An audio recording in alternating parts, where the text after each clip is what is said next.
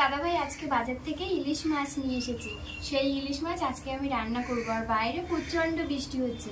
তোমার দাদাভাই বললো আজকে আমার পছন্দের রান্না করো। আমি বললাম কি রান্না করব? সর্ষে দিয়ে ইলিশ মাছ রান্না করো, কাঁচা ইলিশের তেল ঝাল। তো তোমরা ভিডিওটা দেখতে থাকো। মাছটা আমি বাড়িতেই কাটতাম, তো তোমার দাদাভাই আমাকে ফোন করে বললো মাছ কেটে নিয়ে যাচ্ছি। আমি তো ছেলে নিয়ে মাছ কাটতে পারবো না, ধুয়ে পরিষ্কার করে নিচ্ছি। মাছ কিন্তু খুব সুন্দরভাবে ধুয়ে পরিষ্কার করে নিয়েছি। এখানে তো দুটো ইলিশ মাছ রয়েছে, আমি মাথা দুটি তুলে নেব। মাছের মধ্যে দিয়ে দিচ্ছি লবণ, অল্প একটু হলুদ।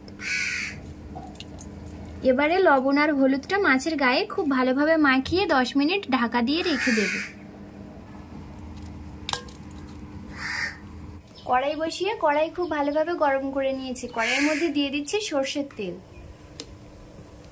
তেল খুব ভালোভাবে গরম হয়ে গেছে। তেলের মধ্যে দিয়ে দেব ফোড়নে কালো জিরে। কালো জিরে দিয়ে দিয়েছি। এবারে যে মাছগুলিকে আমি লবণ হলুদ মাখিয়ে রেখে দিয়েছিলাম, মাছগুলিকে তেলের উপরে দিয়ে দেব।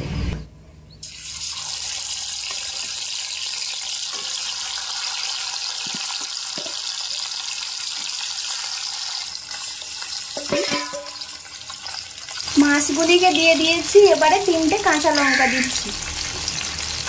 এবারে আমি যে সর্ষে বেটে আর ছেঁকে রেখেছিলাম দিয়ে দেব।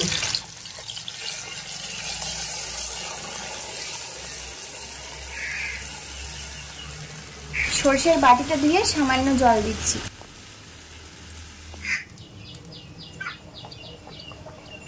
সর্ষে বাটা দিয়ে দিয়েছি। এবারে দেব সামান্য একটু লবণ, অল্প একটু হলুদ।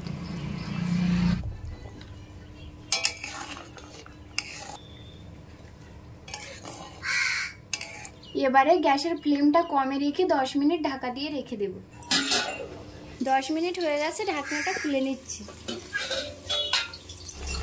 এবারে গ্যাসের ফ্লেমটা একটু বাড়িয়ে দিচ্ছি। এতক্ষণে কিন্তু মাছ খুব ভালোভাবেই সিদ্ধ হয়ে গেছে, একটু আর কাঁচা নেই। এবারে উপর থেকে আমি সামান্য পরিমাণে সরষের তেল দেব।